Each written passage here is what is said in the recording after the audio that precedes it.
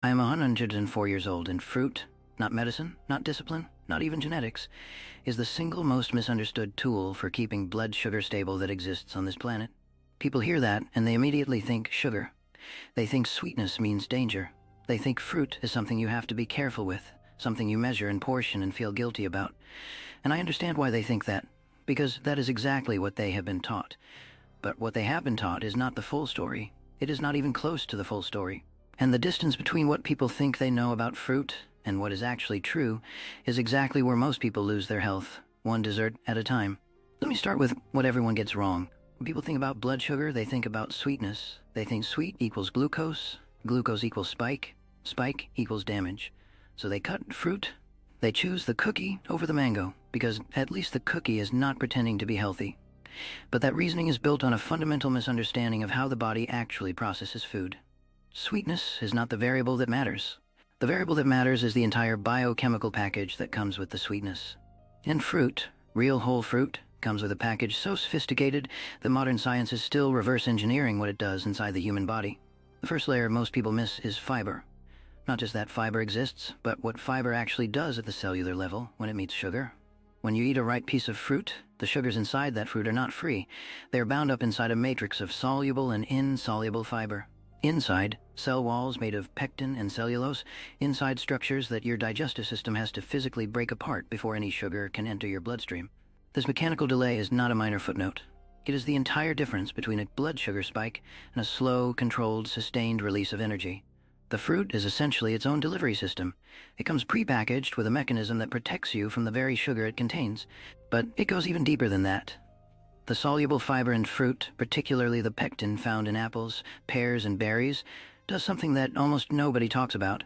It forms a gel inside your digestive tract.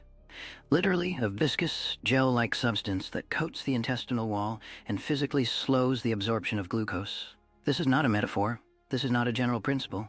This is a measurable, documented physical phenomenon that happens every single time you eat fruit with its fiber intact.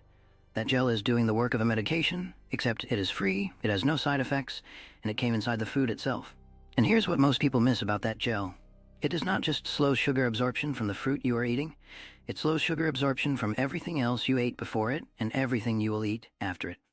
The fiber restructures the environment of your entire digestive tract for hours. So when I eat a bowl of berries in the morning, I am not just managing the sugar in those berries. I am managing how my body handles everything I eat for the rest of the morning. That is a completely different way of thinking about food. That is thinking about food as infrastructure, not just fuel. Now let us go one layer deeper, because this is where it gets extraordinary. Fruit contains compounds called polyphenols, flavonoids, anthocyanins, quercetin, resveratrol, catechins, names that sound pharmaceutical because in many ways they function like pharmaceuticals. These compounds do not just exist in fruit. They actively interfere with the enzymes responsible for breaking down carbohydrates in your digestive system. There are enzymes called alpha-glucosidases and alpha-amylases whose entire job is to convert complex carbohydrates into simple sugars that can be absorbed. Polyphenols in fruit directly inhibit those enzymes.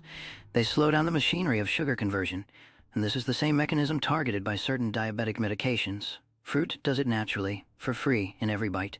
The berries I have eaten nearly every day of my adult life, blueberries, blackberries, raspberries, are among the highest sources of these polyphenols on Earth.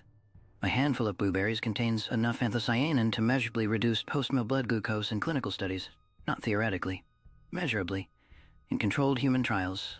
The deep purple-blue color of those berries is not cosmetic. That color is the polyphenol. You're looking at the medicine when you look at the pigment. The color is the mechanism.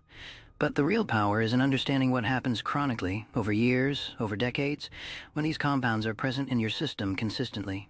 Because the acute effect, slowing one meal's sugar absorption, is impressive, but the long-term effect is transformational. Chronic consumption of polyphenol-rich fruit has been shown to improve insulin sensitivity at the cellular level, meaning the cells themselves become more responsive to insulin signal. This is not about one meal. This is about reprogramming how your metabolism works over time. This is about changing the baseline, not just managing individual spikes. I've been doing this for 8 decades. I did not just eat fruit. I rebuilt my metabolism with it, one day at a time, without ever thinking of it that way. There's something else happening inside fruit that connects to blood sugar in a way almost nobody discusses, and that is the role of organic acids. Fruits contain malic acid, citric acid, tartaric acid, compounds that affect the pH of the digestive environment and, more critically, influence the rate of gastric emptying. How fast your stomach releases food into the small intestine is one of the most powerful determinants of blood sugar response. A slower gastric empty means slower glucose entry into the bloodstream. The organic acids in fruit directly slow that process. They are essentially brakes built into the food. Every piece of fruit you eat is arriving with its own set of biological brakes. And here's the layer beneath that, the one that took science the longest to understand: the gut microbiome. What happens when you eat fruit consistently over years is that you are feeding specific populations of bacteria that produce short-chain fatty acids, butyrate, propionate, acetate, compounds that directly improve insulin signaling, reduce systemic inflammation, and regulate the hormones that control hunger and glucose metabolism. You are not just feeding yourself. You are cultivating an internal ecosystem that, over time, does the work of blood sugar regulation for you. The bacteria become part of the system. They become co-regulators of your metabolism. And the fruit is their food. Every time I chose fruit over dessert, I was feeding that ecosystem. I was making an investment that paid compound interest inside my own body. There is one more dimension that science is only beginning to map, and it connects everything I have said into a single unified picture. Chronic blood sugar instability is, at its root, an inflammatory condition. Every spike in blood glucose triggers an inflammatory cascade. Inflammatory markers rise. Oxidative stress increases. The vascular walls thicken. The cellular machinery of insulin signaling degrades.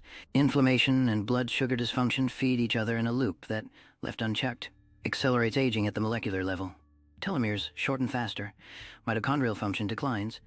The entire system moves toward breakdown more quickly. And fruit, specifically the polyphenols and antioxidants concentrated in fruit, directly interrupts that loop. The anthocyanins neutralize the free radicals generated by glucose spikes. The flavonoids suppress the inflammatory cytokines. The vitamin C and vitamin E present in most whole fruits protect the vascular endothelium from oxidative damage. Every piece of fruit you eat is not just managing your blood sugar in the moment. It is actively defending the cellular infrastructure that blood sugar instability would otherwise destroy.